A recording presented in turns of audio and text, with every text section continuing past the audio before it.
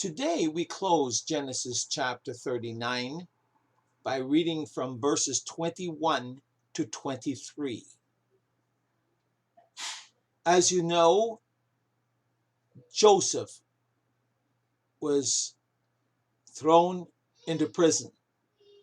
And let's read what happened. In verse 21, it says, "But the Lord was with Joseph and showed him mercy." We ended up last time with verse 20 saying that he was where king's prisoners were found. So let's see what's happening, and I will read the verses and explain what's going on. Verse 20 ended with Joseph's master Potiphar taking him and putting him into the prison, a place where the king's prisoners were found. That means it was a special prison, due to the fact that Potiphar was the captain of the guard, working in direct conjunction with Pharaoh himself. Folks, it was a dungeon, a prison of the worst kind. But the Lord was with Joseph and showed him mercy. No gates nor bars can shut out God's gracious presence from his people. God gave Joseph favor in sight of the keeper of the prison. And somehow the keeper saw that God was with him and that everything prospered under his hand, and therefore entrusted him with the management of the affairs of the prison. Does that sound familiar? It should.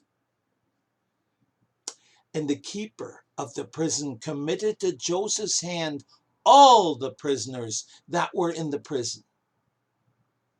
And whatsoever they did there, he was the doer of it. This is another way of saying that nothing was done without his say-so, his commanding it. Since these were state prisoners, probably placed there by orders of Pharaoh himself, this was a considerable charge, which gave Joseph great honor, credit, and influence in the prison. In other words, even though Joseph had the position of being the warden, he was still a prisoner. Incredible as this may sound, every method Joseph took to secure the prisoners, every scheme he formed to bring them to the confession of their sins, or to clear those that were innocent, was done in complete dependence on an almighty God. In addition, every other thing relative to prison affairs succeeded well, probably gaining him the favor and goodwill of the keeper and also the prisoners. If this sounds familiar, as I just alluded to it, it should. Back in verse 6, it tells us that his former master Potiphar left all he had in Joseph's hand, and he knew not what he had, save the bread which he did eat. And Joseph, what does it say here in verse 6? And Joseph was a goodly person and well favored. That means even the servants favored him. Thus, in verse 23, we read, "The keeper of the prison looked not to anything that was under his hand, because the Lord was with him, and that which he did, the Lord made to prosper."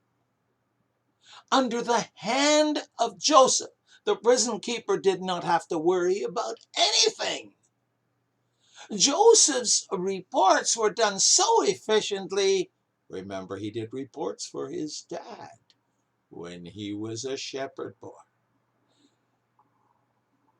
His reports were done so efficiently that he did not have to account for what was in his hands. That means the prison keeper's hands. Joseph was trusted completely. So, the Lord indeed was with him, and that which he did, the Lord made it to prosper. How much this sounds like verse 3 where it states, and his master, that's Potiphar, and his master saw that the Lord was with him, and that the Lord made all that he had, all that he did, to prosper in his hand. Folks, chapter 39 opens and closes with God causing Joseph to prosper whomever he was serving, wherever he was. Can the same be said of you and me?